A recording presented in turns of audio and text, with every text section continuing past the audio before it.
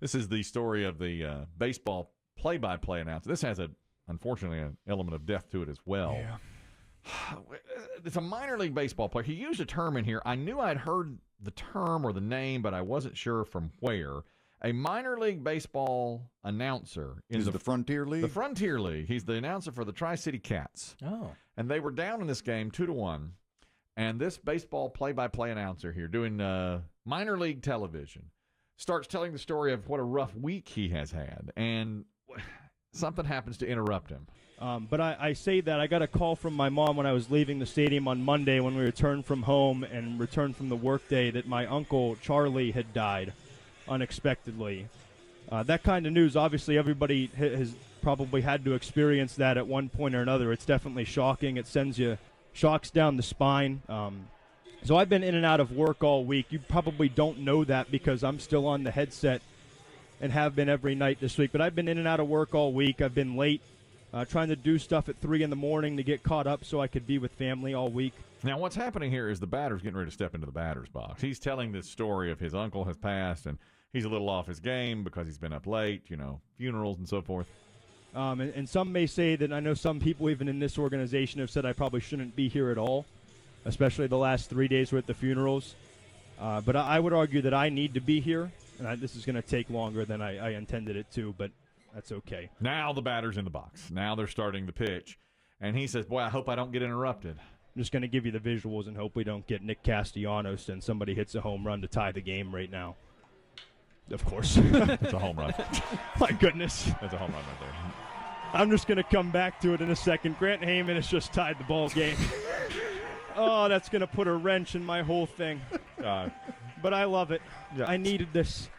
I told the family today when I walked out, I need them to win tonight, so it's kind of a perfect time. Thanks, Tri-Cats. Yep, Tri-Cats. Guy needed a win.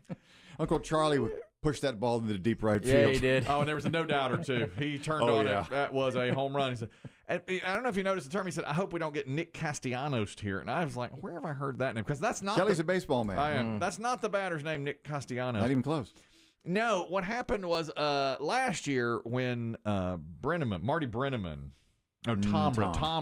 Tom Brenneman accidentally during a broadcast uttered a gay slur. This is that Into a hot mic, not knowing the microphone was on.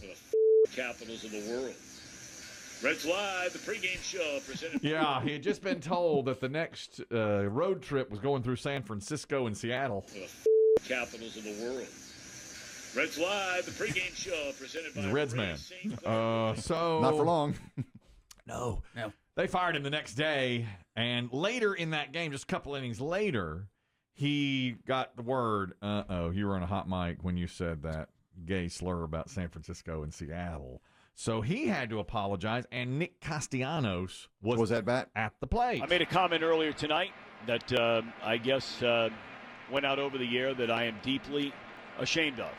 If I have hurt anyone out there, I can't tell you how much I say from the bottom of my heart. I'm so very, very sorry. I pride myself and think of myself as a man of faith. As there's a drive in a deep left field by Castellanos, it will be a home run. Yep. And so that'll make it a 4-0 ball game. I don't know if I'm going to be putting on this headset again. I don't know if it's going to be for the Reds. I don't know if it's going to be for my bosses at Fox. I want to apologize for the people who signed my paycheck, for the Reds, for Fox Sports Ohio, for the people I work with, for anybody that I've offended here tonight. That's Castellanos. That home run brought to you by the home team at Remax. He really got a hold of that sell one. your home, Remax. Brenneman, you can say what you want, and it's true, but he's a pro. Oh, great broadcast. He gets it done. He called the action, didn't he? Yeah. It's going to be a home run by Castellanos there. Yeah, the sponsors cannot bitch. He got them all in. I'd like to apologize to the West Coast. Did I mean what I said? Yeah. Yeah, all right. I am deeply, deeply ashamed of And he it. never did put the headset back on? No, he has not. He got another job, right? At some independent league somewhere. I don't even remember. I thought I read, like in the last month, that What? he's gotten a new gig. I mean, he used to do Fox National, football, baseball, all of it. Now he's off of all that, of course. This minor league announcer got Castellanos, he said, during that. Too long-winded. Yeah, boy, he did take a long time. You know, there's not long between innings in minor league games. Right. But Dave can tell you there's no more dizzy bat races. Right, you got to speed it along. Yeah, They're cutting the time on this. You got to. Nobody's on the field anymore. No. You got to move it. You got to chop, baby. He talked too long about Uncle Charlie. I was doing the YMCA dance there on the dugout, and oh God, Uncle Charlie. Yeah, right. You got that. And Can't do that. And then you got it done. Speaking of broadcasting, they want to update you. I know you're following this. They've done a poll of 10,000 Jeopardy viewers. Who would you most like to see as Jeopardy host? And there was a clear winner.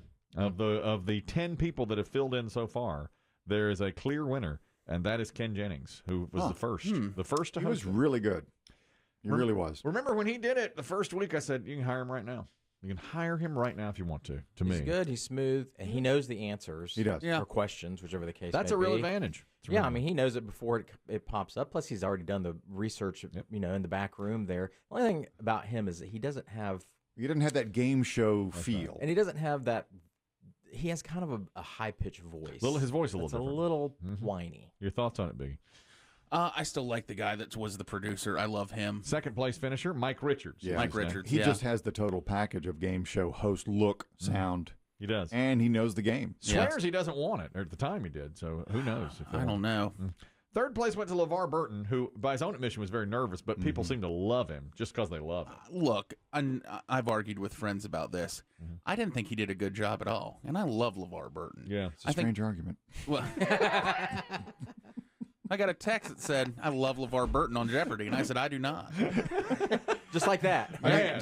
Bam. I wouldn't say we've had discussions there. I wouldn't say we've argued about it. No. It's just, Well, they kept throwing... Take that back.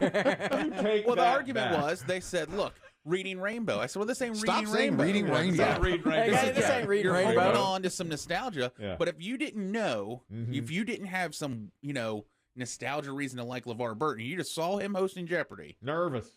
Says that he's not right for the job. He's not right for the job. Well, he may be over time if you gave him more practice and a few more months, but LeVar Burton's not really...